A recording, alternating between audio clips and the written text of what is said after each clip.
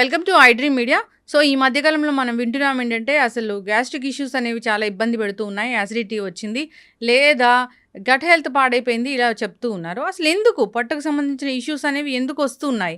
రాకుండా మరి మనం ఏం జాగ్రత్తలు తీసుకోవాలి? ఆహార నియమాలంటే ఏముంటాయి? ఇక ఒకవేళ పొట్టకు సంబంధించి మరీ ఇష్యూస్ వచ్చినప్పుడు ఎటువంటి ట్రీట్మెంట్స్ అనేవి ఉన్నాయి? వివరాలు తెలుసుకుందాం. ఈరోజు మనతో పాటు ఉన్నారు ప్రముఖ gastroenterologist and hepatologist doctor Somasekhara Rao గారు from Yashoda hospitals, hitech city. Doctor గారు నమస్తే అండి. నమస్తే. యశోద హాస్పిటల్లో వన్ ఆఫ్ ద హెడ్ లాగా ఉన్నారు మీరు ఈ విభాగానికి. అయితే డాక్టర్ గారు, ఈ లివర్ ఇష్యూస్ అనేది ఎక్కువగా చూస్తూ ఉన్నాం, పొట్టకు సంబంధించిన ఇష్యూస్ అనేవే ఎక్కువగా చూస్తూ ఉన్నాం. ఏం మాట్లాడినా కానీ మీరు తీసుకునే ఫుడ్ మంచిగా లేదు, మీరు ఈ టాబ్లెట్స్ వేసుకుంటున్నారు, అందుకే మీరు లివర్ పాడైపోయింది, మీరు ఆల్కహాల్ తీసుకుంటున్నారు, లివర్ డ్యామేజ్ అయిపోయింది, లేదంటే ఏదైనా స్పైసీ ఫుడ్ తిన్నారు, గట్ హెల్త్ పాడైపోయింది, పొట్టలో అన్ని భాగాలు పాడైపోయింది అని చెప్తూ ఉన్నారు. అసలు ఏంటి డాక్టర్ గారు, ఎలా ఉంటుంది? ఏదైనా ఒక టాబ్లెట్ వేసుకున్నప్పుడు దాని పనితనం ఎలా ఉంటుంది? పొట్టలోకి వెళ్ళాక అది ఎలా డ్యామేజ్ చేస్తుంది అసలు? మోస్ట్ ఇంపార్టెంట్‌గా ఫస్ట్ మీరు ఇందాక అన్నారు చాలా గట్ హెల్త్ ఇష్యూస్ ఉన్నాయి అని. యాహ్! ఉమ్, డెఫినెట్‌గా ఇప్పుడు ఏంటి అంటే మన ఆహార నియమాలు ఉమ్, బాగా మారిపోయినాయి. ఉమ్, లాస్ట్ 20 ఇయర్స్‌లో మీరు చూసుకుంటే మనం మన నేటివ్ ఫుడ్ నుంచి కంప్లీట్‌గా వెస్టర్నైజ్డ్ డైట్ ఉమ్, లేదు అంటే మనకి సంబంధించినవి కానీ ఐదర్ ఈస్ట్ ఆ, అవ్వచ్చు, వెస్ట్ అవ్వచ్చు. ఇటు పక్కన నూడిల్స్ లేకపోతే ఇటు పక్కన బర్గర్స్, పిజ్జాసు ఉమ్, ఈటిల మీద ఎక్కువ ఫాస్ట్ ఫుడ్స్ ఎక్కువైపోయినాయి మనకి. ఈ ఆహార నియమాల్లో మార్పులు రావటం వల్ల ఉమ్, గట్ హెల్త్ ఉమ్, డ్యామేజ్ అనేది మనం ఎక్కువగా చూస్తాం జరుగుతుంది. ఉమ్, రెండోది టాబ్లెట్స్, ఉమ్, మందులు. రకరకాల మందులు ఉండయి. కొత్త కొత్త మందులు చాలా వచ్చినియి. ఉమ్, సో, కొన్ని రకాల మందులు ఉమ్, అది అలోపతి అవ్వచ్చు, హోమియోపతి అవ్వచ్చు, ఇంకా ఆయుర్వేదం అవ్వచ్చు. ఉమ్, రకరకాల మందుల వల్ల ఈ మందులు ఉమ్, బేసిక్‌లీ ఫస్ట్ పాస్ మెటబాలిజం ఎప్పుడు లివర్ నుంచి ఉమ్, జరుగుతుంది. ఈ మందు ఫస్ట్ ఫిల్టరేషను లివర్ నుంచి ఉమ్, లివర్‌లో నుంచి పాస్ అవుతాం జరుగుతుంది. ఉమ్, ఎందుకంటే మనం తిన్న ఆహారం గానీ, మందులు గానీ ఇంటెస్టైన్ లోపలికెళ్ళిన తర్వాత అది కరిగి పోర్టల్ వీన్ ఉమ్, అనే బ్లడ్ వెసల్ ఈ ఇంటెస్టైన్‌లో నుంచి ఆ బ్లడ్ సప్లై అంతా లివర్‌కి చేస్తుంది. ఓకే. సో, ఒకవేళ గనక ఆ మందుల వల్ల కొన్ని ఉమ్, రకాల మందుల వల్ల లివర్‌కి డ్యామేజ్ జరిగే అవకాశం ఉంటుంది. ఉమ్, సో, ఫస్ట్ ఎఫెక్ట్ లివర్‌కి ఉండే అవకాశం ఉంటుంది. ఉమ్, సో, ఇలా మందుల వల్ల లివర్‌కి డ్యామేజ్ అయ్యే అవకాశం. సో, ఉమ్. మందుల వల్ల ఇంటెస్టైన్‌కి గానీ, లివర్‌కి గానీ ఫస్ట్ ప్రాబ్లమ్ వచ్చే అవకాశం చాలా ఎక్కువగా ఉంది. ఏదైనా స్పైసీ ఫుడ్ తిన్నప్పుడు కూడా అది లివర్ మీద ఎఫెక్ట్ చూపిస్తుందా? స్పైసీ ఫుడ్ లివర్ మీద ఎఫెక్ట్ డైరెక్ట్‌గా హ్మ్. చూపించదండి. హ్మ్. స్పైసీ ఫుడ్ ఎప్పుడైనా గ్యాస్ట్రిక్ మ్యూకోసా అంటే హ్మ్. పొట్ట లోపల ఉన్న లైనింగ్ మీద హ్మ్. దాని ఎఫెక్ట్ ఉండే అవకాశం ఉంటుంది. హ్మ్. దీనికన్నా ముఖ్యంగా మనం బయట తింటాం హ్మ్. చాలా కామన్ అయిపోయింది. హ్మ్. ఆహ్, చాలా ఎక్కువ మంది ఎక్కువ శాతం ఏదో ఒక హ్మ్. రోజు వారంలో ఒక రోజు తిందాం అనేవాళ్ళు, హ్మ్. వారంలో 5 రోజులు తినేవాళ్ళు. హ్మ్. ఇలా రకరకాలుగా బయట ఆహారంకి అలవాటు పడటం చాలా అవును. ఎక్కువగా చూస్తున్నాం. హ్మ్. స్పైసెస్ కన్నా హ్మ్. అందులో ముఖ్యంగా మనం చూసేదేంటంటే ఇన్ఫెక్షన్స్. హ్మ్. హెలికోబాక్టర్ పైలోరి అని ఒక బ్యాక్టీరియల్ ఇన్ఫెక్షను. హ్మ్. కలుషితమైన ఆహారము, కలుషితమైన నీరు ద్వారా హ్మ్. మన పొట్ట లోపలికి చేరుకుని హ్మ్. మల్టిపుల్ ప్రాబ్లమ్స్ మన పొట్టకి, చిన్న పేగులో మొదటి భాగమైన డియోడినంకి హ్మ్. పూత రావటం గానీ, హ్మ్. అల్సర్స్ రావటం గానీ, ఈ అన్నిటికి ముఖ్యమైన కారణం హెలికోబాక్టర్ పైలోరి. హ్మ్. ఇదివరకు రోజుల్లో 1960స్, 1970స్ వరకు హ్మ్. కారం తినే వాళ్ళకు లేపోతే ఎక్కువ స్పైసీ ఫుడ్ తినే వాళ్ళకి అల్సర్స్ వస్తాయని అనుకునేవాళ్ళు. హ్మ్. కానీ ఈ హెలికోబాక్టర్ పైలోరి అని ఒక బ్యాక్టీరియాని డిస్కవర్ చేసిన తర్వాత హ్మ్. 85% మందికి పొట్ట లోపల గానీ, డియోడినం పేగు హ్మ్. లోపల మొదటి భాగంలో గానీ అల్సర్స్ రావటానికి హ్మ్. ఈ బ్యాక్టీరియా కారణమని తెలుసుకోవటం జరిగింది. హ్మ్. ఇంకా 10% మందికి మనం వాడే మందులు కొన్ని రకాల పెయిన్ హ్మ్. కిల్లర్స్ ఇలా దీర్ఘకాలికంగా వాడే మందుల వలన, హ్మ్. ఇంకా ఇతరత్రా రేర్‌గా కొన్ని రకాల మందుల వలన బిస్‌ఫాస్ఫోనేట్స్ అంటారు. హ్మ్. మనకి బోన్స్ వీక్‌గా ఉన్నాయని చెప్పి హ్మ్. ఇంజెక్షన్స్ లాగా, టాబ్లెట్స్ లాగా ఇస్తారు. హ్మ్. దీనివల్ల హ్మ్. ఇలాగా కార్డియాక్ మెడికేషన్స్ హ్మ్. ఎకోస్పిరిన్ ఎక్కువ మంది వాడతా ఉంటారు దానివల్ల. హ్మ్. అది 15% మందికి. హ్మ్. 85% మందికి ఈ హెలికోబాక్టర్ పైలోరి అనే ఇన్ఫెక్షన్ వల్ల వస్తుంది అనేది మనం తెలుసుకున్నాం. హ్మ్. సో, ఈ అన్నిటికి ముఖ్యమైన కారణం హ్మ్. కలుషితమైన ఆహారము, నీరు నీరు. తీసుకుంటాం. ఏది ఇప్పుడు మనము రుచి కోసం ఏది తీసుకున్నా అది పొట్ట మీద ఖచ్చితంగా ప్రభావం అనేది చూపిస్తుంది. సో, చూపిస్తుంది. మీరు ఇన్నేళ్ల సర్వీస్‌లో ఉన్నారు. ఇలాంటి గ్యాస్ట్రిక్ ఇష్యూస్‌తోని అసలు ఎంతమంది వస్తున్నారండి రోజుకి? ఫ్రాంక్లీ స్పీకింగ్ అండి, మనం రోజుకి ఒక యావరేజ్‌గా 30 నేను హ్మ్. 30 పేషెంట్స్‌ని చూస్తే, హ్మ్. అందులో 25 మంది హ్మ్. అంటే ఆల్మోస్ట్ 85% హ్మ్. Gastric issues, gastrointestinal problems. హ్మ్. ఎక్కువ శాతం మంది నేను చెప్పిన అప్పర్ గ్యాస్ట్రోఇంటెస్టైనల్ సింప్టమ్స్ అంటే హ్మ్. గుండెలో మంట గాని, హ్మ్. పొట్ట లోపల మంట గాని, ఇలాగ ఆహారం తీసుకోక ముందు కొంతమందికి, హ్మ్. తిన్న వెంటనే చాలా ఎక్కువగా ఉండటం. హ్మ్. ఇలాంటి సమస్యలతో కనీసం 75% మంది ఓపీ మేము హ్మ్. వీళ్ళనే చూస్తాము. హ్మ్. మోస్ట్ ఆఫ్ ద టైమ్ ఎక్యూట్‌గా, ఇమ్మీడియేట్‌గా టెస్టులు చేయాల్సిన అవసరం ఉండదు. కానీ హ్మ్. దీర్ఘకాలికంగా ఇదే ప్రాబ్లమ్ ఉంటాంది నాకు రిపీటెడ్‌గా వస్తాంది అంటే, హ్మ్. మనం ఎండోస్కోపీ కంపల్సరీ చేసి చూస్తాం. హ్మ్. ఎండోస్కోపీ చేసినప్పుడు నేను ఇందాక మాట్లాడిన హెలికోబాక్టర్ పైలోరీ బ్యాక్టీరియా కోసం టెస్టింగ్ కూడా చేస్తాం. హ్మ్. 100 మందిలో ఇలా హ్మ్. ప్రాబ్లమ్ ఉండి నేను ఎండోస్కోపీ చేస్తే 100 మందిలో 80% మందికి హ్మ్. హెలికోబాక్టర్ పైలోరీ ఇన్ఫెక్షన్ చూస్తాం జరుగుతుంది. హ్మ్. యెస్. అయితే డాక్టర్ గారు అసలు గ్యాస్ట్రిక్ ఇష్యూ అదంటే అది చాలా లైట్ తీసుకుంటారు జనరల్‌గా గాని. సో, ఏముంది ఒకటి బయట దొరికే మెడికల్ షాప్‌లో దొరికే ఏదో ఒక సిరప్ లాంటిదో లేదా ఈనోల్ లాంటివి అలాంటివి తీసుకుంటారు. సప్రెస్ అయిపోతూ ఉంటుంది. అసలు చాలా కూల్‌గా ఉంటాము. సో, అట్లాంటి కేసులు బాగా ఎక్యూట్ అయిపోయి, బాగా క్రానిక్ అయిపోయి వచ్చిన వాళ్ళు ఏం ప్రాబ్లమ్‌తో వస్తారండి అసలు? యాహ్! యాక్చువల్లీ హ్మ్. ఏంటి అంటే హ్మ్. ఎప్పుడన్నా ఒక్కసారి హ్మ్. అంటే ఒక 2, 3 హ్మ్. నెలలకొక్కసారి కొంచెం కడుపు ఉబ్బరంగా ఉండటం, కొంచెం హ్మ్. హెవీ ఫుడ్ తిన్నాకుంటే హ్మ్. ఎప్పుడన్నా ఒక్కరోజు ఈనో తీసుకుంటే 2, 3 మంత్స్‌లో ఒక్కసారి దట్ హ్మ్. ఈస్ ఫైన్ అండి. హ్మ్. కానీ ప్రతిరోజు ఇబ్బందిగా ఉండి, హ్మ్. వారంలో 2, 3 రోజులు ఇబ్బంది వస్తుంది. హ్మ్. ఇలాగే ఈనో తీసుకొని సరిపెట్టేస్తా ఉంటే హ్మ్. వీళ్ళకి డెఫినిట్‌గా లోపల హ్మ్. నెమ్మదిగా అల్సర్ డెవలప్ అవుతుంది అని హ్మ్. అర్థం. హ్మ్. ఈ అల్సర్ గనక మనం ఇగ్నోర్ చేసి టెస్టింగ్ చేసుకొని ట్రీట్ హ్మ్. చేసుకోకపోతే అల్సర్ పెరుగుతా ఉంటుంది. హ్మ్. 2 రకాల అల్సర్స్ హ్మ్. ఉంటాయమ్మా. స్టొమక్‌లో అంటే హ్మ్. పొట్ట లోపల గ్యాస్ట్రిక్ అల్సరు, హ్మ్. చిన్న పేగులోని మొదటి భాగమైన డియోడినంలో అల్సర్. హ్మ్. ఇలా 2 రకాల అల్సర్స్ వచ్చే అవకాశం ఉంటుంది. హ్మ్. గ్యాస్ట్రిక్ అల్సర్ గురించి మనం మాట్లాడుకుంటే gastric ulcer most important cause Helicobacter pylori. Hmm. Helicobacter pylori infection ఇనీషియల్‌గానే అల్సర్ అవ్వదది. హ్మ్. ముందు పూతలాగా వస్తుంది. దీర్ఘకాలికంగా దీన్ని హ్మ్. పట్టించుకోకుండా ట్రీట్మెంట్ సరిగ్గా చేసుకోకపోతే హ్మ్. ఇది నెమ్మదిగా అల్సర్ కింద హ్మ్. పరిగణిస్తుంది. ఈ అదలా సిమ్టమ్స్ ఉండిపోతుంది ఆ బాక్టీరియా. ఆ బ్యాక్టీరియా అలాగే ఉండిపోతుంది. హ్మ్. ఇది క్రానిక్ ఇన్ఫెక్షన్. హ్మ్. ఒకవేళ మనం దాన్ని ఎరాడికేట్ చేయకపోతే హ్మ్. దీర్ఘకాలికంగా పొట్ట లోపలే ఉండిపోతుంది. దీని హ్మ్. స్పెషల్ ఇది ఏంటి అంటే మిగిలిన హ్మ్. బ్యాక్టీరియా, వైరసెస్ ఏదైనా మన హ్మ్. పొట్ట లోపల ఉన్న యాసిడ్‌తో చనిపోతాయి. హుహు. బట్ ఈ హెలికోబాక్టర్ పైలోరీకి ఆ హ్మ్. యాసిడ్‌ని ఎస్కేప్ చేసి హ్మ్. ఇంకా యాసిడ్ ఎక్కువ తయారు చేసే గుణం ఉంటుంది. హ్మ్. సో, దీనివల్ల అది ఇట్ కెన్ సర్వైవ్ యాసిడ్. హ్మ్. అక్కడే ఉండి ముందు అల్సరు. ఈ హ్మ్. అల్సర్‌ని కూడా మనం సరైన టైంలో ట్రీట్ చేయకపోతే హ్మ్. ఈ అల్సరే గ్యాస్ట్రిక్ అల్సరు హ్మ్. గ్యాస్ట్రిక్ క్యాన్సర్ లాగా పరిగణించే అవకాశం ఓహ్! ఉంటుంది. హ్మ్. So, it's very complicated. హ్మ్. దాన్ని ఏమంటాము? పొట్టలో వచ్చే క్యాన్సర్‌ని? గ్యాస్ట్రిక్ క్యాన్సర్ హ్మ్. అంటే గ్యాస్ట్రిక్ క్యాన్సర్ అనే అంటాము. హ్మ్. Stomach cancer. హ్మ్. సో, ఇలా వచ్చే అవకాశం ఉంటుంది. హ్మ్. గ్యాస్ట్రిక్ క్యాన్సర్‌కి ముఖ్యమైన కారణం హెలికోబాక్టర్ పైలోరీ ఇన్ఫెక్షన్. హ్మ్. ఇలాగే దీర్ఘకాలికంగా హ్మ్. సింప్టమ్స్ ఉన్నా గాని హ్మ్. ఎప్పుడో ఒకసారి టాబ్లెట్ యేసుకుంటాం. హ్మ్. లేదంటే రెగ్యులర్‌గా ఇలా హ్మ్. ఓవర్ ద కౌంటర్ మెడికేషన్స్ తీసుకొని హ్మ్. ట్రీట్మెంట్ సరిగ్గా చేసుకోకపోతే గ్యాస్ట్రిక్ క్యాన్సర్ వచ్చే అవకాశం ఉంటుంది. ఓకే. డియోడినల్ అల్సర్ ఇందాక ఇంకొకటి హ్మ్. చెప్పాను. డియోడినల్ అల్సర్‌తో ప్రాబ్లమ్ ఏంటంటే ఇది క్యాన్సర్‌గా పరిగణించే అవకాశం లేదు. హ్మ్. కానీ ఇది కూడా హెలికోబాక్టర్ పైలోరీ ఇన్ఫెక్షన్ వల్లనే వస్తుంది. హ్మ్. కానీ డియోడినం యొక్క గోడలు అంటే హ్మ్. దాని వాలు చాలా థిన్‌గా హ్మ్. ఉంటుందనమాట. సో, దీర్ఘకాలికంగా ఇలాగా ఇనీషియల్‌గా పెయిను, హ్మ్. కడుపులో నొప్పి ఇయన్నీ సింప్టమ్స్ ఉంటాయి. హ్మ్. అప్పటికి పట్టించుకోకుండా ఓవర్ ద కౌంటర్ మెడికేషన్స్‌తో టెంపరరీగా హ్మ్. చేసుకునే వాళ్ళకి ఈ చిన్న పేగు యొక్క దారి మూసుకుపోవటం. హ్మ్. అంటే డియోడినల్ స్టీనోసిస్ అంటారు. హుహు. అప్పుడు వాళ్ళకి దారి మూసుకుపోయి వాంతులయిపోతా ఉంటాయి. ఓహ్! ఇలాంటి సింప్టమ్స్‌తో ప్రెజెంట్ అయ్యే అవకాశం. హ్మ్. ఈ డియోడినల్ అల్సర్ కొంతమందిలో బ్లడ్ వెసెల్ ఎక్స్‌పోజ్ అయిపోయి హ్మ్. రక్తస్రావం జరిగే అవకాశం. అంటే హ్మ్. బ్లడ్ వామిటింగ్‌తో ప్రెజెంట్ అయ్యే అవకాశం ఉంటుంది. హ్మ్. అరుదుగా ఈ మధ్య కాలంలో టాబ్లెట్స్ వచ్చటం వల్ల ఈ కాంప్లికేషన్ తగ్గింది గానీ డియోడినల్ పర్ఫరేషన్ అంటారు. హ్మ్. అంటే ఆ పేగు పొర హ్మ్. సన్నగా ఉంటుంది కాబట్టి చిల్లు పడిపోయి పర్ఫరేషన్ అయ్యి అక్యూట్ ఎమర్జెన్సీ. హ్మ్. ఇమ్మీడియేట్‌గా సర్జరీ చేయాల్సిన హ్మ్. అవసరం. ఇలాంటి కాంప్లికేషన్స్‌తో ప్రెజెంట్ అయ్యే అవకాశం చాలా ఎక్కువగా యెస్. ఉంటుంది. అయితే డాక్టర్ గారు సో, కడుపులో మంట ఇది ఖచ్చితంగా డాక్టర్ దగ్గరికి వెళ్ళాలి అనేది మాకెలా తెలుస్తదండి? అంటే ఫుడ్ తీసుకున్నప్పుడు అరగకపోవడం అట్లాంటి లక్షణాలలో ఏది ఉంటే మేము దాన్ని డాక్టర్ దగ్గర ఆ! వెళ్ళాలనుకోవాలి?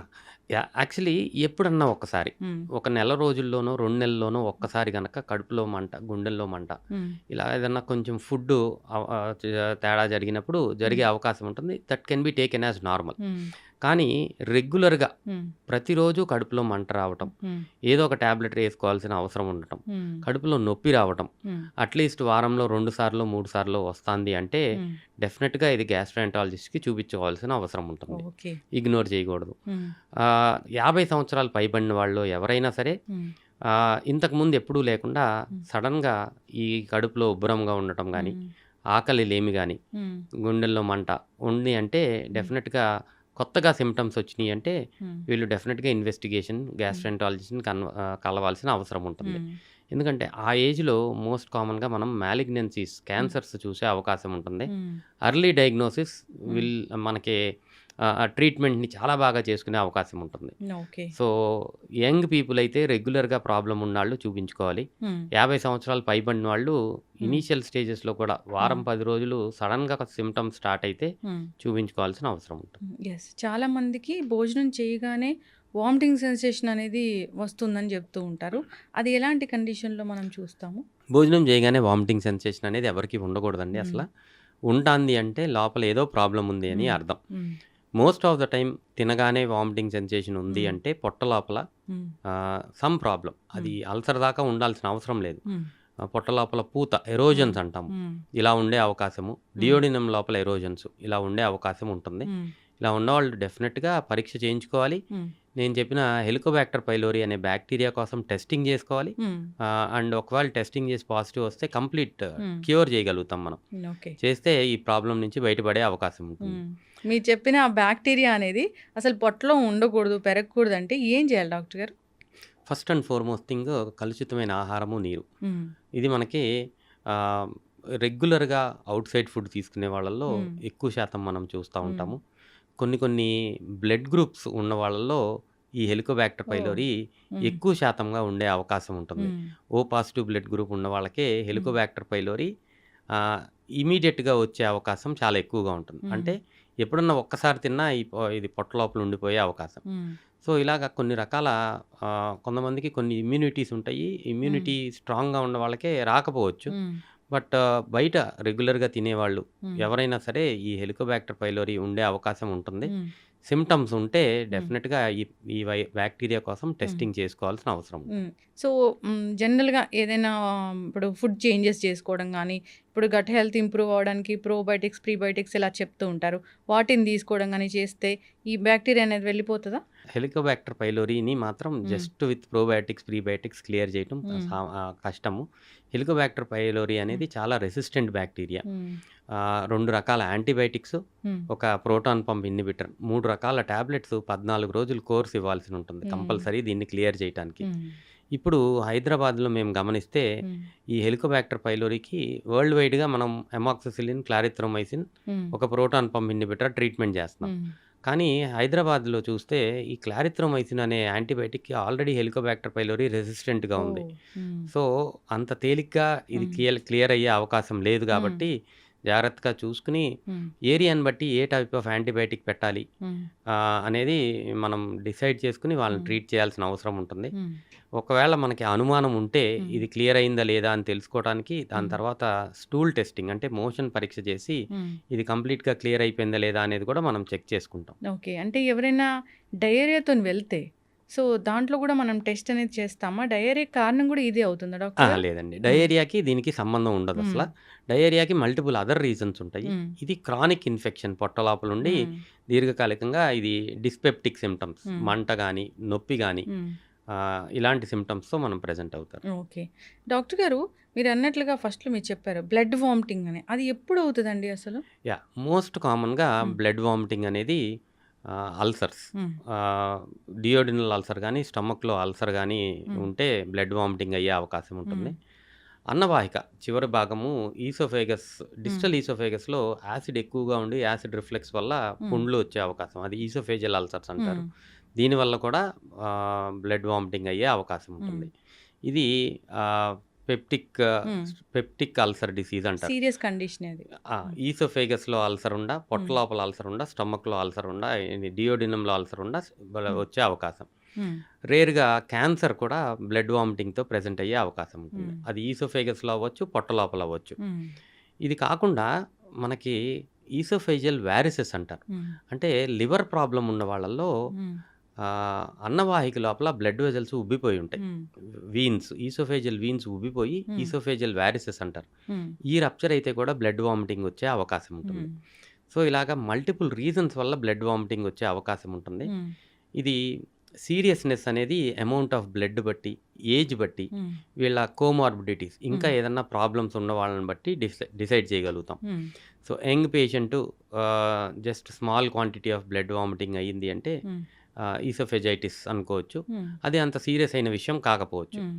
కానీ అల్సర్ వల్ల గానీ, ఈసోఫేజియల్ వారిసెస్ వల్ల గానీ హ్మ్. బ్లడ్ వామిటింగ్ అయితే ఇది హ్మ్. కొంచెం సీరియస్ కండిషన్ కిందే మనం జంప్ చేసుకోవాలి. ఓకే. అండ్ ఇమ్మీడియేట్‌గా ట్రీట్మెంట్స్ అవైలబుల్‌గా ఉన్నాయి. హ్మ్. ఇదివరకు రోజుల్లో లాగా బ్లడ్ వామిటింగ్ అయితే కంగారు పడాల్సిన అవసరం లేదు. హ్మ్. మనం ఇమ్మీడియేట్‌గా ఇంజెక్షన్స్ స్టెబిలైజ్ చేసుకొని ఎండోస్కోపీ మనం చేస్తే, హ్మ్.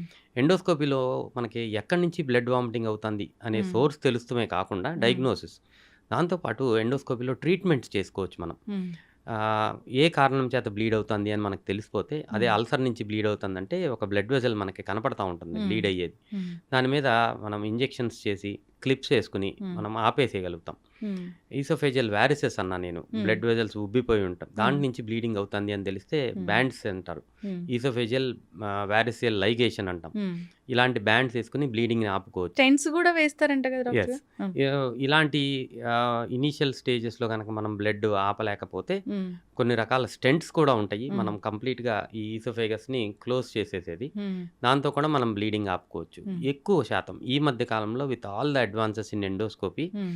85% 90% హ్మ్. గ్యాస్ట్రోఇంటెస్టైనల్ బ్లీడింగ్‌ని హ్మ్. మనం ఎండోస్కోపీ ద్వారానే ఆపుకుంటాం, కంట్రోల్ చేయకంటం జరుగుతాంది. ఎండోస్కోపీ అనగానే అందరూ భయపడిపోతూ ఉంటారు డాక్టర్ గారు. ఏదో ఒక పైపెళ్తుంది, దానికి కెమెరా ఉంటుంది, అలా భయపడిపోతూ ఉంటారు. ఇప్పుడేమైనా అడ్వాన్స్‌కొచ్చాయా దానికోసము? బేసికలీ ఏంటంటే first and foremost thing endoscopy కొంచెం ఇబ్బందికరంగా అనిపిస్తుందండి. హ్మ్. ఎందుకంటే మన విండ్ పైపు, ఫుడ్ పైపు పక్కన పక్కన ఉంటాయి. హ్మ్. సో, మనం స్వాలో చేసినప్పుడు దగ్గు రావటము, హ్మ్. ఇలాంటి సింప్టమ్స్ ఉంటాయి. లోకల్‌గా అనెస్థీషియా ఇచ్చి ఎండోస్కోపీ చేస్తాం. ఓహ్! లోకల్ స్ప్రే చేసుకొని చేస్తాము. హ్మ్. బాగా కోఆపరేటివ్ పేషెంట్ అయితే చాలా కంఫర్టబుల్‌గా చేయించేసుకుంటారు. హ్మ్. డయాగ్నోస్టిక్ ఎండోస్కోపీ మనకి మాక్సిమం హ్మ్. 5 మినిట్స్‌లో అయిపోతుంది. హ్మ్. కానీ చాలామంది ఇబ్బంది పడుతున్నారు కాబట్టి హ్మ్. మనం కాన్షియస్ సెడేషన్‌లో కూడా ఎండోస్కోపీలు చేస్తాం హ్మ్. జరుగుతుంది. అంటే కంప్లీట్‌గా మత్తులో ఉంటారు. మత్తులో 15 మినిట్స్ హ్మ్. కంప్లీట్ అనెస్థీషియాలో మనం హ్మ్. ఎండోస్కోపీ చేసుకోవచ్చు. హ్మ్. ఇలాంటి థెరపటిక్ ప్రొసీజర్స్ హ్మ్. ఏదైనా ఎండోస్కోపీలో ఏదన్నా కనపడబోతుంది, మనకి బ్లీడింగ్ అవుతుంది అన్నప్పుడు హ్మ్. మనం అనెస్థీషియా ఇచ్చుకొని హ్మ్. వాళ్ళకి ఇబ్బంది లేకుండా అనెస్థీషియా ప్రొసీజర్ ఎండోస్కోపీ ప్రొసీజర్ చేసుకోవచ్చు. హ్మ్. సో, ఎండోస్కోపీ గురించి భయపడాల్సిన అవసరం లేదు. అవసరమైనాళ్ళు కంఫర్టబుల్‌గా చేయించుకోవచ్చు. యెస్. ఇప్పుడు గట్ హెల్త్ గురించి మాట్లాడుకున్నాం డాక్టర్ గారు. అసలు గట్ హెల్త్ ఎవరికీ లేదు. అందరూ బయట ఫుడ్ తీసుకుంటున్నారు. ఇష్యూస్ అనేవి వస్తూ ఉన్నాయి. మంచి బాక్టీరియా అసలు ఉండడం లేదని అన్నారు. సో, ప్రోబయోటిక్స్, ప్రీబయోటిక్స్ అని ఎక్కువగా వింటూ ఉన్నాం. అసలు తెలీదు అసలు వాటి గురించి. ఏదో టాబ్లెట్స్ ఉంటాయి లేదా చద్దన్నం ప్రోబయోటిక్ ఇలా చెప్తూ ఉంటారు. ఎలా డిఫైన్ చేస్తారండి? ప్రీబయోటిక్ ఏంటి? అసలు ప్రోబయోటిక్ ఏంటి? ఇవి పొట్టని ఎలా మంచిగా చేస్తాయి అసలు? బాగా అర్థమయ్యేటట్టు ఫస్ట్ చెప్తాను. హ్మ్. ప్రోబయాటిక్స్ అంటే మనకి మీరన్నారు ఇందాక చద్దన్నం. హ్మ్. చద్దన్నంలో మజ్జిగ హ్మ్. ఏసి రోజంతా నైటంతా ఉంచుతారు. హ్మ్. సో, ఒక రకమైన గుడ్ బ్యాక్టీరియా డెవలప్ అవుతుంది. హ్మ్. ఇది ప్రతి ఒక్కళ్ళకి, హ్మ్. ప్రతి ఒక్క హ్యూమన్ బీయింగ్‌కి గట్ మైక్రోబయోమ్ అంటాం. హ్మ్. హ్మ్. గట్ మైక్రోబయోమ్ అంటే కొన్ని లక్షల మిలియన్స్ హ్మ్. ఆఫ్ బ్యాక్టీరియా మన ఇంటెస్టైన్ లోపల ప్రతి ఒక్కళ్ళకి ఉంటుంది. హ్మ్. అది ప్రతి హ్యూమన్ బీయింగ్‌కి ఆహ్, పుట్టిన వెంటనే హ్మ్. ఎప్పుడైతే తల్లిపాలు తీసుకుంటారో హ్మ్. కొలెస్ట్రామ్ అంటారు. ఫస్ట్ మిల్క్ చాలా మంచిది మదర్ నుంచి అవును. చిల్డ్రన్‌కి వచ్చేది హ్మ్. అంటారు. ఆ కొలెస్ట్రామ్ ఎప్పుడైతే బేబీలోకెళ్తుందో అప్పుడు స్టార్ట్ అవుతుంది. హ్మ్. అప్పుడు ఈ బ్యాక్టీరియా మంచి మంచి బ్యాక్టీరియా డెవలప్ అవుతూ హ్మ్. మొదలుపెడతాయి. సో, గట్ హెల్త్ బేబీ అప్పుడు ఎప్పుడైతే ఫస్ట్ బ్రెస్ట్ మిల్క్ తీసుకుంటారో అక్కడ స్టార్ట్ అవుతుంది హ్మ్. Gut health actually. సో, మనం తినే ఆహారాన్ని బట్టి మన gut health, gut microbiome develop అవుతా ఉంటుంది. హ్మ్. మనం తీసుకునే ఆహారంలో మీరిందాక ప్రీబయోటిక్, ప్రోబయోటిక్ అన్నారు హ్మ్. చూసారా? ప్రీబయోటిక్ అంటేనేమో ఒక ఈ గుడ్ బ్యాక్టీరియా డెవలప్ అవ్వటానికి వాటిలికి ఒక సబ్‌స్ట్రేట్ కావాలి. హ్మ్. దీన్ని ప్రీబయోటిక్ అంటాము. హ్మ్. ఈ గుడ్ బ్యాక్టీరియాని ప్రోబయోటిక్ అంటాం. హ్మ్. ఇది మనం బయట నుంచి సప్లిమెంట్ చేస్తున్నాం. హ్మ్. దానికే పేర్లు పెట్టి ప్రీబయోటిక్, ప్రోబయోటిక్ అని పేర్లు పెట్టాం. హ్మ్. బ్యాక్టీరియాని డైరెక్ట్‌గా సప్లిమెంట్ చేస్తే దీన్ని ప్రోబయోటిక్ అంటున్నాము. హ్మ్. ప్రీబయోటిక్ అంటే దానికి సబ్‌స్ట్రేట్‌ని కూడా సప్లిమెంట్ చేస్తే ప్రీబయోటిక్ అని హ్మ్. అంటున్నాం. సో, ఇది న్యాచురల్‌గా ఎలా దొరుకుతుంది? హ్మ్. ఇది అందరికీ తెలియాలి. మనం రెగ్యులర్‌గా తినే ఆహారంలో హ్మ్. నేటివిటీ మన ఏరియా ప్రకారం, మన నేటివిటీ ప్రకారం మనకి ఆహారాలు హ్మ్. ఇయన్నీ మనం ఎప్పటినుంచో అలవాటు పడిపోయి ఉన్నాం. హ్మ్. ఇయి బేసికలీ మనం రెగ్యులర్‌గా తినే ఆహారమే ప్రీబయోటిక్. హ్మ్. మనం తినే ఆహారంలో పెరుగు, మజ్జిగ, హ్మ్. ఇవన్నీ ప్రోబయాటిక్. మ్మ్. సో ఇవన్నీ బయటికి వెళ్ళిపోయినాయి కాబట్టి ఇవన్నీ మనం రెగ్యులర్గా మనం వాడట్లేదు కాబట్టి మ్మ్. సప్లిమెంట్స్ లాగా తీసుకోవాల్సి వస్తుంది. మ్మ్. సో మన ఒక్కొక్క ఏరియాకి అంటే మ్మ్. ఫర్ ఎగ్జాంపుల్ ఇండియా మనం తీసుకుంటే ఇండియాలో సౌత్ ఇండియాలో మన ఫుడ్ హ్యాబిట్స్ బట్టి మన గట్ మైక్రోబయం ఉంటుంది. మ్మ్. నార్త్ ఇండియాలో వాళ్ళ ఫుడ్ హ్యాబిట్స్ బట్టి వాళ్ళ గట్ మైక్రోబయం మ్మ్. ఉంటుంది. వెస్ట్రన్ కంట్రీలో గట్ మైక్రోబయం ఇలా it varies from person to hmm. Person. ఇప్పుడు రీసెర్చ్ ఎంత డెవలప్ అవుతుంది అంటే మన హెల్త్ మొత్తాన్ని బాడీ యొక్క హెల్త్ మొత్తాన్ని డిటర్మిన్ చేసేదే మ్మ్. గట్ మైక్రోబయం అనేది. మ్మ్. ఒక ప్రతి ఒక్క హెల్త్ అంటే హార్ట్ హెల్త్ కానీ మ్మ్. బ్రెయిన్ హెల్త్ కానీ గట్ హెల్త్ కానీ మ్మ్. Everything is determined by your gut microbiome మ్మ్. అనేది. సో గట్ మైక్రోబయం అనేది మ్మ్. చాలా చాలా ఇంపార్టెంట్. దాన్ని మనం కాపాడుకోవాలి. మ్మ్. ప్రతి ఒక్కరికి గుడ్ బ్యాక్టీరియా ఉంటుంది. మ్మ్. ఎప్పుడైతే మనం ఆహారం బయట నుంచి తీసుకుంటాం రకరకాల ఇన్ఫెక్షన్స్ వస్తాయో మ్మ్. ఈ గుడ్ బ్యాక్టీరియా నెమ్మదిగా తగ్గిపోతూ ఉంటుంది. మ్మ్. ఎప్పుడైతే ఈ గుడ్ బ్యాక్టీరియా తగ్గిపోతుందో అప్పుడు డిజార్డర్స్ మ్మ్. మనకి ప్రాబ్లమ్స్ వస్తున్నాయి. మ్మ్. ఇన్ఫెక్షన్స్ అనేది ప్రతి ఒక్కరికి మరి బయటికి కనిపించేది. మ్మ్. ఇది కాకుండా లోపల సిస్టమ్ మ్మ్. డ్యామేజ్ అవుతూ ఉంటుంది. ఇలాగా మ్మ్. ఏ రోజైతే గట్ మైక్రోబయం గుడ్ బ్యాక్టీరియా తగ్గిపోయి మ్మ్. బ్యాడ్ బ్యాక్టీరియా పెరిగిపోతుందో మ్మ్. అప్పుడు డిసీజెస్ స్టార్ట్ అవుతాయి. Yes. Not just gut diseases అంటే మ్మ్. పొట్టకి సంబంధించింది కాకుండా కాదు. మిగిలిన డిసీజెస్ కూడా అలా డెవలప్ అవుతున్నాయి అనేది మ్మ్. ఇప్పుడు కొత్త థియరీ. మ్మ్. సో దీన్ని మనం చాలా చోట్ల ఎక్స్పెరిమెంట్స్ ప్రూవ్ జరుగుతుంది. మ్మ్. సో ప్రతి ఒక్కళ్ళు స్టిక్ టు యువర్ బేసిక్స్. మ్మ్. పెరుగు తినండి రోజు, మజ్జిగ తాగండి అందరూ, మ్మ్. బయట ఫుడ్స్ అవాయిడ్ చేయండి. ఎక్సెసివ్గా ఏమంటారు ఆయిలీ ఫ్యాటీ మ్మ్. ఫుడ్స్ ఇవన్నీ తీసుకున్నప్పుడు మ్మ్. ఈ గట్ మైక్రోబయం తగ్గిపోతూ ఉంటుంది. ఎక్కువసేపు డైజెషన్కి తీసుకునే ఫుడ్స్ కూడా గట్టిని పాడు చేస్తాయి డాక్టర్ గారు. ఇప్పుడు నాన్ వెజ్ లాంటివి ఎక్కువసేపు టైం పడుతుంది నాన్ వెజిటేరియన్ వల్ల గట్ ప్రాబ్లం అవుతుంది. మ్మ్. Non వెజిటేరియన్లో ఎక్సెసివ్గా oils, hmm. Excessive fat, hmm. For example red meat వల్ల ప్రాబ్లం ఉంటుంది. మ్మ్. ఎగ్ వైట్ మ్మ్. దానివల్ల ప్రాబ్లం ఉండదు. రెండిటికి చాలా డిఫరెన్స్ ఉంటుంది. Okay. So good protein balanced డైట్లో గుడ్ ప్రోటీన్ ఉండాలి. మ్మ్. బట్ రెడ్ మీట్లో ఎక్సెసివ్గా ఫ్యాట్స్ ఉంటాయి. మ్మ్. ఇలా బ్యాలెన్స్ చేసుకోవాల్సిన అవసరం ఉంటుంది. మ్మ్. ఇందాక మీరు ప్రీబయోటిక్ మ్మ్. మనం రెగ్యులర్గా పండ్లు కాయగూరలు మ్మ్. ఇవన్నీ దే యాక్ట్ యాజ్ ప్రీబయోటిక్స్. మ్మ్. అవి గట్ మైక్రోబయం గ్రోత్కి హెల్ప్ చేస్తూ ఉంటాయి. మ్మ్. సో అది మనం ఖచ్చితంగా ఫ్రూట్స్ తీసుకోవాలి. డాక్టర్సే చెప్తున్నారు మజ్జిగ ఇలాంటివి తీసుకోవాలని. నిజంగా పెరుగు తీసుకోవడం, మజ్జిగ తీసుకోవడం అట్లా తీసుకునే వాళ్ళని అయ్యో వీళ్ళు ఎవరో పాతకాలం వల్ల చూస్తూ ఉన్నారు డాక్టర్ గారు. ఎక్కడ చూసినా ఫ్రైడ్ ఫుడ్స్ ఇలాంటివే ఉన్నాయి. ఎగ్జాక్ట్లీ. సో గట్టంతా పాడైపోతూ ఉంది. సో ఎప్పుడైనా హెల్దీ హ్యాబిట్స్ ఉండేలా చూసుకోవాలని కోరుకున్నాను డాక్టర్ గారు. అయితే లివర్ ఇష్యూస్ అండి చాలా మందిలో మనం చూస్తూ ఉన్నాము. అంటే ఈ ఏదైనా ఆల్కహాల్ తీసుకుంటే అది లివర్ మీద ఎఫెక్ట్ చూపిస్తుంది అట్లా చెప్తూ ఉంటారు. ఏదైనా ఒక ట్యాబ్లెట్ వేసుకుంటే లివర్ మీద ఎఫెక్ట్ చూపిస్తుంది అన్నప్పుడు అసలు ఎందుకు లివర్ మీద ఇవి ఎఫెక్ట్ చూపిస్తాయి? యాంటీబయాటిక్స్ అయితే మరీ ఎక్కువగా చూపిస్తాయని చెప్తారు. మెకానిజం అనేది ఎలా ఉంటుంది? సేమ్ థింగ్ ఇందాక మనం మ్మ్. ఆల్కహాల్ కానీ మ్మ్. మెడికేషన్స్ కానీ మ్మ్. ఏదైనా సరే మ్మ్. మనం పొట్ట లోపలికి వెళ్ళిన తర్వాత మ్మ్. ఫస్ట్ పాస్ అనేది లివర్ లోపలికే జరుగుతుంది. మ్మ్. ఎందుకంటే ఇంటెస్టైన్స్లో నుంచి బ్లడ్ సప్లై అవును. ఎక్కువ శాతం మ్మ్. లివర్ లోపలికి మ్మ్. వెళ్తుంది. సో ఏదైనా టాక్సిన్ మన మ్మ్. బాడీలోకి ఎంటర్ అయినప్పుడు మ్మ్. ఆల్కహాల్కి ఫిల్టరేషన్ కెపాసిటీ ఉంటుంది. మ్మ్. ఆల్కహాల్ అంటే లివర్ ఫిల్టర్ లాగా హెల్ప్ చేస్తుంది. మ్మ్. మిగిలిన సిస్టమిక్ సర్క్యులేషన్లోకి వెళ్లకుండా. మ్మ్. ఆల్కహాల్ కూడా మ్మ్. సిమిలర్గా అదే లైన్స్లో, డ్రగ్స్ మ్మ్. అయినా సరే సిమిలర్గా అదే లైన్స్లో మ్మ్. మనం చూసుకుంటే మ్మ్. First effect major effect liver మీద ఉంటుంది కాబట్టి మ్మ్. డ్యామేజ్ ఇనీషియల్గా మ్మ్. లివర్ మీద ఉండే అవకాశం చాలా ఎక్కువగా ఉంటుంది. మ్మ్. ఇట్ ఈస్ అగైన్ మళ్ళీ డిటర్మిన్డ్ బై మల్టిపుల్ జీన్స్. మ్మ్. అంటే జెనెటిక్ ఎఫెక్ట్స్ మ్మ్. ఒక్కొక్కళ్ళకి ఒక్కొక్క రకమైన జీన్స్ ఉంటాయి. మ్మ్. ఈ ఆల్కహాల్ ఫర్ ఎగ్జాంపుల్ మనం మాట్లాడుకుంటే ఆల్కహాల్ డీహైడ్రోజినేస్ అని ఒక రకమైన ఎంజైమ్ ఉంటుంది. మ్మ్. మన జీన్స్ని బట్టి ఆ ఎంజైమ్ లెవెల్స్ బాడీలో ఉంటాయి. మ్మ్. కొంతమందికి అది ఎక్కువగా ఉంటుంది, ఆల్కహాల్ ఎఫెక్ట్స్ పెద్ద ఎక్కువగా ఉండకపోవచ్చు. మ్మ్. కొంతమందికి అది చాలా తక్కువగా ఉంటే వాళ్ళ లివర్ డ్యామేజ్ తొందరగా జరిగిపోతుంది. So it varies. మీరు ఎలా చూస్తున్నారు డాక్టర్ గారు పేషెంట్స్ని? అంటే ఆల్కహాల్ తీసుకొని లివర్ డ్యామేజ్ అయిన వాళ్ళని చూస్తున్నారా, లేదా రకరకాల కారణాల వల్ల వేరే ఇతర కారణాల వల్ల లివర్ డ్యామేజ్ అయిన వాళ్ళని చూస్తున్నారా? ఫర్ ఎగ్జాంపుల్ నేను 100 పేషెంట్స్ మ్మ్. లివర్ డిసీజెస్తో చూస్తే మ్మ్. అందులో 50% ఆల్కహాల్ వల్ల ఉంటారు డెఫినెట్గా. మ్మ్.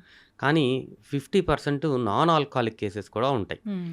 సో అది అవగాహన చాలా తక్కువగా ఉంది దాని గురించి. మ్మ్. ఆల్కహాల్ ఎక్కువ మోతాదులో మ్మ్. రెగ్యులర్గా తీసుకునే వాళ్ళు, 5 సంవత్సరాల్లో లివర్ డ్యామేజ్ అయిపోయేవాళ్ళు చాలామంది ఉంటారు. ఓహ్! రెగ్యులర్‌గా అంటే ప్రతిరోజు హ్మ్. ఎక్కువ మోతాదులో ఆల్కహాల్ తీసుకునే వాళ్ళు 5 హ్మ్. సంవత్సరాల్లో లివర్ డ్యామేజ్ అయ్యే అవకాశం. చాలా లిమిటెడ్ క్వాంటిటీలో రెగ్యులర్‌గా తీసుకునే వాళ్ళలో హ్మ్. 15 సంవత్సరాల్లో లివర్ డ్యామేజ్ అవుతుంది. హ్మ్. బింజ్ ఎట్లైనా డ్రింకింగ్ డ్యామేజ్ అవుతదది. అవుతుంది ఆ! డెఫినెట్‌గా. ఈ మధ్య కాలంలో మనం యంగ్‌స్టర్స్‌లో చూసేదేంటి అంటే హ్మ్. Binge drinking. హ్మ్. అంటే వీక్‌లో ఒక్కసారే ఆల్కహాల్ తీసుకుంటారు. హ్మ్. బట్ లాట్ ఆఫ్ ఆల్కహాల్ హ్మ్. ఒక్కరోజే తీసుకునే అలవాటుంది. హ్మ్. దీనివల్ల కూడా లివర్ డ్యామేజ్ అయ్యే అవకాశం ఉంటుంది. హ్మ్.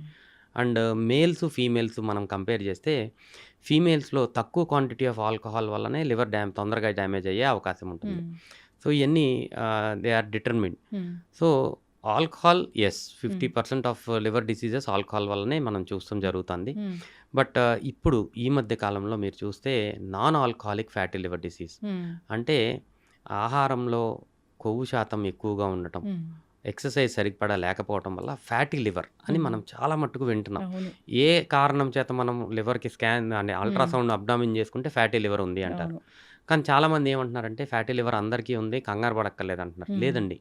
నెక్స్ట్ 10 ఇయర్స్‌లో ఆల్కహాల్ కన్నా ఎక్కువ శాతం మందికి లివర్ డ్యామేజ్ అవుతానికి ఈ fatty liver, non alcoholic fatty liver కారణమయ్యే అవకాశం ఉంది. హ్మ్. So, non fatty alcoholic liver ఉంటే ఏం అవ్వదని జెప్తున్నారు గదా! డాక్టర్ గారు. అదే మీరు ఎగ్జాక్ట్‌లీ. చెప్పింది. ఆ! ఫ్యాటీ లివర్ అనేది అందరిలో జూస్తూ ఉన్నాము. అది ఏమి పెద్ద మనకి హెల్త్‌కి పాడు చేసేదేం గాదని జెప్తూ ఆ! ఉన్నారు. అది కరెక్ట్ కాదండి. హ్మ్. అది అపోహ. ఫ్యాటీ లివర్ డిసీజ్ వల్ల హ్మ్. ఈ మధ్య కాలంలో లివర్ సిరోసిస్ అంటే హ్మ్. ఎండ్ స్టేజ్ ఆఫ్ లివర్ డిసీజ్‌ని మనం చూస్తాం జరుగుతుంది. హ్మ్. ఈ రోజుకి యాస్ ఆఫ్ నౌ హ్మ్. యూఎస్‌లో non alcoholic fatty liver disease is leading cause of liver transplantation. అబ్బో! ఆల్కహాల్ కన్నా నాన్ ఆల్కహాలిక్ ఫ్యాటీ లివర్. హ్మ్. నెక్స్ట్ 10 ఇయర్స్‌లో ఇండియా అక్కడ ఉంటుంది. హ్మ్. Non alcoholic fatty liver disease వల్ల ఎక్కువ శాతం మందికి లివర్ డ్యామేజ్ అయిపోయి లివర్ ట్రాన్స్‌ప్లాంటేషన్ అవసరం పడే అవకాశం. హ్మ్. సో, మనం మేల్కోవాలి. హ్మ్. Fatty liver disease is dangerous. హ్మ్. అండ్ ఎర్లీ స్టేజ్‌లో లివర్ డిసీజ్, ఫ్యాటీ లివర్ ఉంది అని తెలుసుకుంటే రివర్సబుల్ అంటే చాలా easy. Hmm. Just adhering to strict life style. Hmm. ఆహార నియమాలు, రెగ్యులర్‌గా ఎక్సర్సైజ్ చేస్తే హ్మ్. 90% మందిలో మందులు లేకుండా హ్మ్. ఫ్యాటీ లివర్ రివర్స్ అయ్యే అవకాశం ఉంటుంది. ఓకే. ఏం కాదు అంటే హ్మ్. ఇగ్నోర్ చేస్తారు ఎవరైనా. హ్మ్. లేదు దీనివల్ల డ్యామేజ్ వస్తుంది, హ్మ్. ఫ్యూచర్‌లో డ్యామేజ్ అవుతుంది అంటే రివర్స్ చేసుకునే అవకాశం ఉన్నప్పుడు రివర్స్ హ్మ్. చేసుకోవాల్సిన అవసరం ఉంది. యెస్. ఈ షుగర్ పేషెంట్స్‌కి గూడా యెస్. లివర్ ఇష్యూస్ ఎక్కువగా వస్తాయంట డాక్టర్ గారు? మోస్ట్ ఇంపార్టెంట్ హ్మ్. నాన్ ఆల్కహాలిక్ ఫ్యాటీ లివర్ హ్మ్. డిసీజ్. మనం ఇప్పుడు ఈ ఫ్యాటీ లివర్ డిసీజ్ ఆల్కహాల్ తీసుకునే వాళ్ళలో మనం చూస్తామంటే హ్మ్. ఒబెసిటీ కొంచెం లావుగా ఉండే వాళ్ళలో, హ్మ్. అన్‌కంట్రోల్డ్ డయాబెటిస్ దీర్ఘకాలికంగా ఉండే వాళ్ళలో హ్మ్. ఎక్కువ శాతం మందిలో మనం చూస్తాం జరుగుతుంది. హ్మ్. ఈ మధ్య కాలంలో మనం అబ్జర్వ్ చేయాల్సింది ఇండియాలో ఏంటి అంటే హ్మ్. ఒబెసిటీ అంటే అందరూ బీఎంఐ చూస్తారు. అవును. కానీ ఇండియాలో మనం చూసుకోవాల్సింది అబ్డామినల్ ఒబెసిటీ. హ్మ్. పొట్ట యొక్క చుట్టుకొలత. ఇది ఎక్కువగా ఉండే అవకాశం భారతదేశంలో ఉంది. హ్మ్. దానివల్లనే మనకి డయాబెటిస్ హ్మ్. Capital of the world India. హ్మ్. అలాగే ఫ్యాటీ లివర్ కూడా వీళ్ళలోనే వస్తుంది. సో, వెయిట్ ఒక్కటే మనం చూసుకోవద్దు. హ్మ్. అబ్డామినల్ ఒబెసిటీ పొట్ట చుట్టుకొలత గనక హ్మ్. 36 ఇంచెస్ కన్నా ఎక్కువ ఉన్న వాళ్ళందరికీ ఫ్యాటీ లివర్ ఉండే అవకాశం ఉంటుంది. జాగ్రత్తగా ఉండాల్సిన అవసరం. అయితే డాక్టర్ గారు లివర్ చెడిపోయింది అంటే స్కిన్ గూడా మనకి చెప్పేస్తుంది అంటారు. దానిలో వాస్తవం ఎంత? నిజంగానే స్కిన్‌లో ఎలాంటి చేంజెస్ అనేవి మనం చూస్తూ ఉంటాం? సో, లివర్ ప్రాబ్లమ్ వచ్చినప్పుడు హ్మ్. అందరికీ జాండీస్ వచ్చే అవకాశం ఉండదు. హ్మ్. కానీ కొంతమందిలో జాండీస్ కనపడుతుంది. హ్మ్. కళ్ళు పచ్చగా అవుతాం. అలాగే ఫెయిర్‌గా ఉండే వాళ్ళకి హ్మ్. స్కిన్ కూడా పచ్చగా కనపడుతుంది. హ్మ్. ఇది కాకుండా కొన్ని రకాల లివర్ డిసీజెస్‌లో హ్మ్. స్లేట్ కలర్ అంటే హ్మ్. స్కిన్ను కొంచెం నల్లగా అవుతూ మొదలుపెడుతుంది. హ్మ్. స్లేట్ కలర్‌లో స్కిన్ చేంజ్ అయ్యే అవకాశం ఉంటుంది. హ్మ్. ప్రైమరీ బిలియరీ కొలాంజైటిస్ అని ఒక రకమైన లివర్ డిసీజ్‌లో హ్మ్. స్కిన్ డార్క్‌గా అవుతుంది మనం చూస్తాం. హ్మ్. సిరోసిస్ ఆఫ్ లివర్ ఏ కారణం చేత వచ్చినా గానీ హ్మ్. నెమ్మదిగా పిగ్మెంటేషన్ హ్మ్. స్కిన్ మీద మొత్తం పిగ్మెంటేషన్ డార్క్ కలర్‌లో మారిపోయే అవకాశం మనం చూస్తా ఉంటాం. హ్మ్. ఇది ఎక్కువ శాతంలో. ఫెయిర్‌గా ఉండే వాళ్ళలో బ్రూయిసెస్ హ్మ్. రెడ్ కలర్ స్పాట్స్ బాడీలో హ్మ్. కనపడే అవకాశం చాలా ఎక్కువగా ఉంటుంది.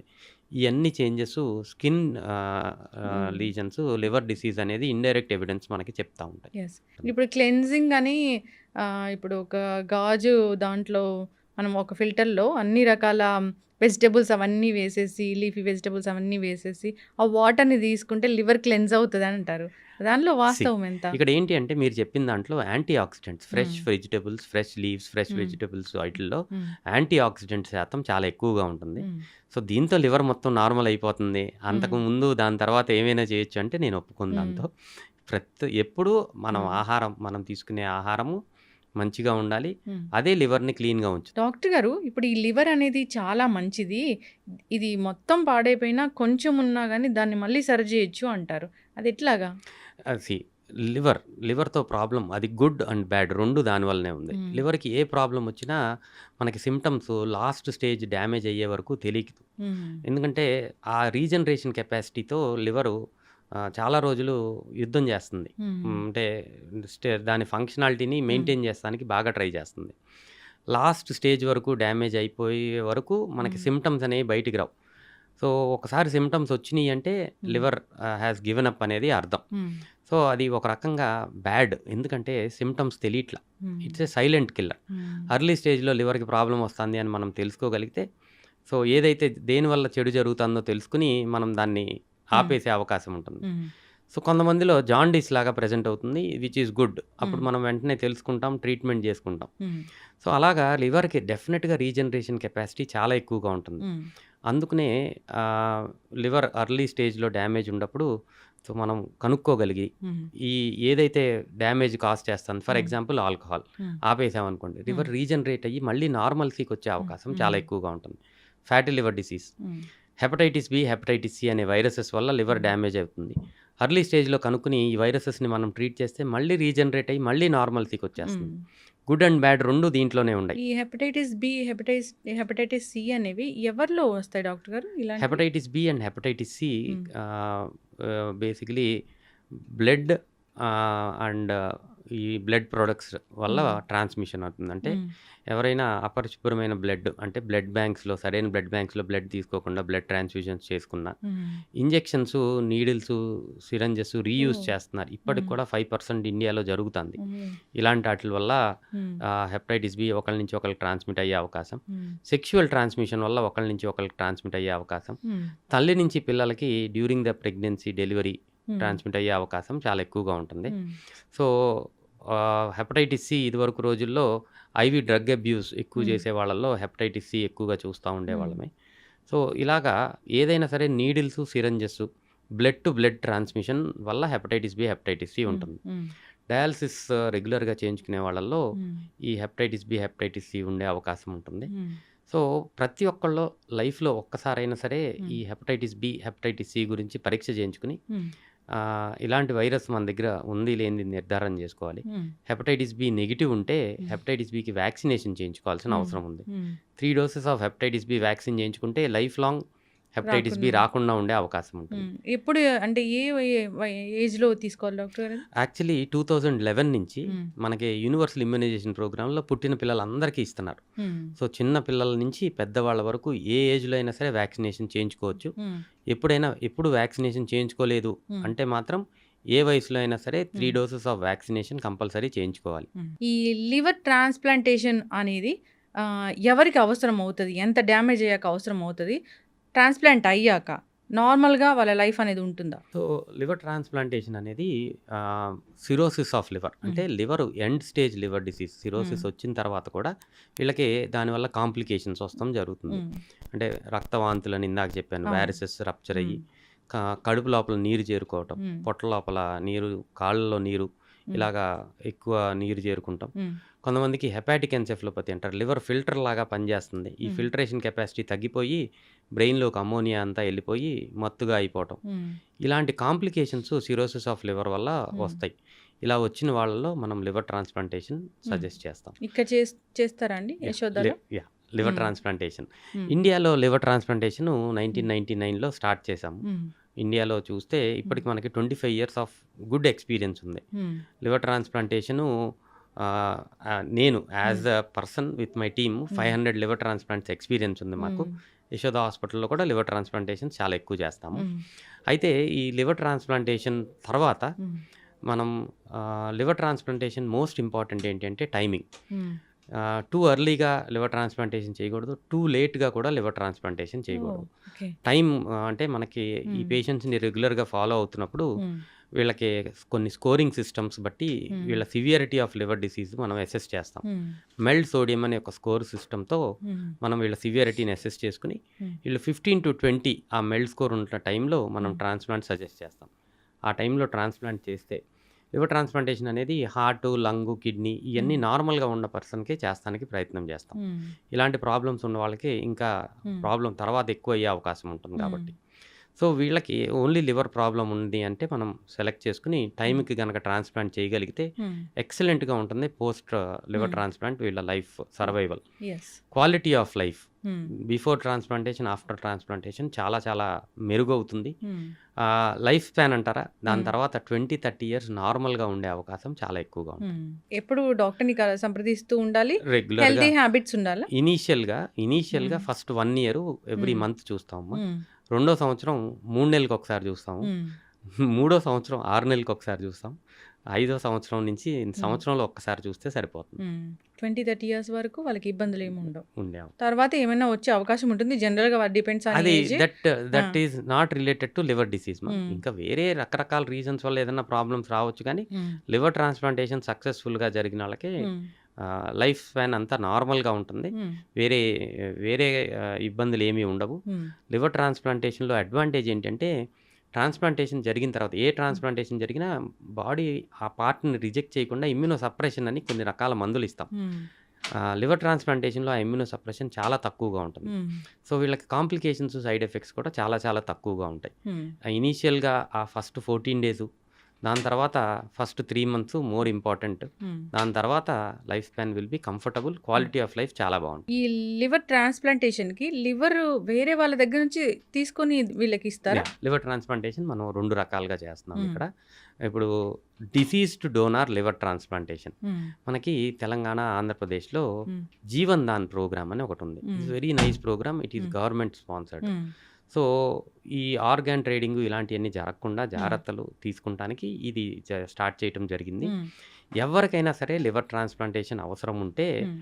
మనము ఈ జీవన్ దాన్‌కి అప్లికేషన్ పెట్టుకుంటాం. హ్మ్. మీ డాక్టర్ త్రూ, మీ హాస్పిటల్ త్రూ హ్మ్. ఎక్కడైతే ట్రాన్స్‌ప్లాంటేషన్ చేస్తున్నారో అక్కడి హ్మ్. నుంచి అప్లికేషన్ పెట్టుకుంటారు. హ్మ్. ఈ అప్లికేషన్ పెట్టుకుంటే మీ బ్లడ్ గ్రూపు, మీ హ్మ్. ఏజు, మీ బరువు హ్మ్. ఇయన్నీ డీటెయిల్స్ వాళ్ళ దగ్గరుంటాయి. హ్మ్. మీ డిసీజ్ యొక్క సివియారిటీ కూడా వాళ్ళకి ఓకే. రెగ్యులర్‌గా హ్మ్. అప్డేట్ చేస్తా ఉండాలి హ్మ్. మనం. దాన్ని బట్టి లివర్ ఆర్గాన్‌ని అలొకేట్ చేస్తాం జరుగుతుంది. హ్మ్. వాళ్ళు ప్రొక్యూర్ చేసేది బ్రెయిన్ డెడ్ పేషెంట్స్ నుంచి హ్మ్. ఆర్గాన్స్ ప్రొక్యూర్ చేసినప్పుడు హ్మ్. త్రూ జీవన్ దాన్ ప్రోగ్రాము హ్మ్. ఈ ఆర్గాన్స్ దొరుకుతుంది. ఇది మరి హ్మ్. Disease donor. ఆ! కానీ ఇంకొక రకమైన ట్రాన్స్‌ప్లాంటేషన్ ఈస్ హ్మ్. లైవ్ డోనార్ లివర్ హ్మ్. ట్రాన్స్‌ప్లాంటేషన్. అంటే ఫర్ ఎగ్జాంపుల్ నాకు లివర్ ప్రాబ్లమ్ ఉంటే, హ్మ్. నా బ్రదరు హ్మ్. ఫిట్‌గా ఉంటే గనక ఆయన హాఫ్ ఆఫ్ హిస్ లివర్ నాకిచ్చే అవకాశం ఉంటుంది. ఓహ్! సో, సేమ్ బ్లడ్ గ్రూప్ ఉండి హ్మ్. ఇద్దరం ఈక్వల్ వెయిట్‌లో ఉంటే గనక హ్మ్. హాఫ్ ఆఫ్ హిస్ లివర్ నాకు డొనేట్ చేయొచ్చు. హ్మ్. వైఫ్ గానీ, బ్రదర్ గానీ, సిస్టర్ గానీ, హ్మ్. మదర్, ఫాదర్ లేపోతే ఫాదర్‌కి అవసరమైతే డాటర్, సన్ ఇలాగ ఫస్ట్ డిగ్రీ రిలేటివ్స్ నుంచి హ్మ్. మనం లివర్ తీసుకునే అవకాశం ఉంటుంది. ఓకే. దీనికి కూడా పర్మిషన్స్, ప్రూఫ్స్ అన్నీ తీసుకొని హ్మ్. రావాలి. సో, అలా చేసినప్పుడు మనం liver transplantation, living donor liver transplantation హ్మ్. ఇది చాలా సక్సెస్‌ఫుల్‌గా జరుగుతాంది. అవతల వాళ్ళకి ఏమవ్వదా డాక్టర్ గారు? హ్మ్. డెఫినిట్‌గా. వాళ్ళందరిని మనం ఎవాల్యుయేట్ చేసుకొని హ్మ్. లివర్ వాల్యూమ్స్ హ్మ్. ఫర్ ఎగ్జాంపుల్ నేను లివర్ డొనేట్ చేద్దాం అనుకుంటే, నా లివర్ యొక్క వాల్యూమ్ ఎంతుంది హ్మ్. చూసుకుంటాము. ఫర్ ఎగ్జాంపుల్ నేను 70 కేజెస్ వెయిట్ ఉంటే, హ్మ్. నాకు 700 గ్రామ్స్ ఆఫ్ లివర్ ఉండిపోతే సరిపోతుంది. హ్మ్. మిగిలిన లివర్ నేను డొనేట్ చేయగలుగుతాను. ఓహ్! సో, సేమ్ థింగ్ రిసిపియంట్‌కి హ్మ్. ఎవరికైతే లివర్ అవసరమో, హ్మ్. ఆయన 70 కేజెస్ ఉంటే, హ్మ్. ఆయనకి 700 గ్రామ్స్ లివర్ ఉంటే సరిపోతుంది. హ్మ్. సో, యావరేజ్‌గా మనకి 1500-1600 గ్రామ్స్ లివర్ హ్మ్. ఉంటుంది ప్రతి ఒక్కళ్ళకి. హ్మ్. సో, దాంట్లో హాఫ్ ఆఫ్ ఇట్ ఇస్తే, హ్మ్. నేను డొనేట్ చేస్తే నా లివర్ మళ్ళీ 3 మంత్స్‌లో నార్మల్ సైజ్‌కొచ్చేస్తుంది. హ్మ్. రీజనరేషన్ ఇందాక మీరన్న రీజనరేషన్ ఇక్కడ క్లియర్‌గా తెలుస్తుంది. ఖచ్చితంగా డాక్టర్ గారు. డాక్టర్ గారు చాలా చక్కటి ఇన్ఫర్మేషన్ అండి. పొట్టకు సంబంధించి కావచ్చు, ఈ లివర్ ఇష్యూస్‌కి సంబంధించి కావచ్చు. జనరల్‌గా మేము చూస్తూ ఉంటాం ఏంటంటే గ్యాస్ట్రిక్ ఇష్యూ వచ్చింది. దానికి టాబ్లెట్స్ వేసుకుంటున్నాము. డాక్టర్ గారు ఒక నెల మందులు వాడమన్నారు. Before food తీసుకోమన్నారు. తగ్గిపోతదని చెప్పారు. అని అట్లా వాడుతూ ఉంటారు. ఆ నెల పోయి 10 నెలలు అవుతుంది. సంవత్సరం వరకు కూడా వాడుతూ ఉంటారు. మీరు చెప్పిన ఆ రకరకాల ఇష్యూస్ అనేవి వస్తాయి. డ్యామేజ్ అవ్వడము, ఇంకా అసలు ఫుడ్ అరగకపోవడం ఇలాంటి ఇష్యూస్ వస్తాయి డాక్టర్ గారు. సో, అలా కాకుండా మంచి జాగ్రత్తలు తీసుకుంటూ, మంచి ఆహార నియమాలు పాటిస్తూ, ఇష్యూ వస్తే డాక్టర్ ఎన్ని రోజులు వాడమంటే అన్ని రోజులు మందులు వాడి, ఇష్యూ పెరిగితే గనక ఖచ్చితంగా డాక్టర్‌ని సంప్రదిస్తే అది వేరే లెవెల్‌కి వెళ్ళకుండా ఉంటుంది. చాలా మంచి ఇన్ఫర్మేషన్ అండి. ఇంకా అంతేకాదు లివర్ ఇష్యూస్ కూడా చాలా మందిని ఇబ్బంది పెడుతున్నాయి. ఈ ఇష్యూ వచ్చిన వెంటనే డాక్టర్‌ని సంప్రదిస్తే అది ఏంటి మందులతో తగ్గుతదా? అది ఎగ్జాక్ట్. సర్జరీ వరకు వెళ్ళాల్సి ఉంటదా? అనేది వాళ్ళు డిసైడ్ చేస్తారు. సో రకరకాల చెట్ల మందులు, పసర మందులు ఇవన్నీ వేసుకుంటూ ఉంటారు. డాక్టర్లు అయితే అసలు అలాంటివి వాడొద్దని చెప్తూ ఉంటారు. సో అట్లాగా ఎడ్యుకేట్ చేయాలని కోరుకుందాం డాక్టర్, ఎడ్యుకేట్ అవ్వాలని కోరుకుందాం డాక్టర్ గారు. ఈ సిరీస్ అనేది కంటిన్యూ చేద్దాము. ఇంకా చాలా క్వశ్చన్స్ ఉన్నాయి నాకు. చాలా చక్కటి ఇన్ఫర్మేషన్ అండి. ధన్యవాదాలు. Thank you. Sir, one life lesson what medicine has taught you. whatever you can do without expecting. But I really believe మన పాజిటివ్ యాటిట్యూడ్ ఉంటేనే మనం ఏదైనా సాధించగలం. గట్ని మనం కరెక్ట్గా డీల్ చేసినట్లయితే అది మనకి పాజిటివ్ హార్మోన్స్ని రిలీజ్ చేస్తుంది. షుగర్ వచ్చిన వాళ్ళ పరిస్థితి ఏంటి? పొట్ట దగ్గర పెరిగితే దాన్ని ఆండ్రాయిడ్ అంటారు, ఆండ్రాయిడ్ ఫోన్ కదా. అసలు థాట్స్ ఎందుకు వస్తాయి? బ్రెయిన్ డెడ్ అంటే దానికి ప్రపంచం అంతా కూడా కొన్ని నిర్దిష్టమైనటువంటి లక్షణాలు ఉంటాయి. మానసికంగా ధైర్యంగా ఉంటే క్యాన్సర్ జయించవచ్చు. You are a doctor for a cause sir, అంతే. వాళ్ళకి వచ్చిన ఆదాయం కాకుండా ఫ్రీ సర్వీస్ ఎంతమందికో చేస్తారు.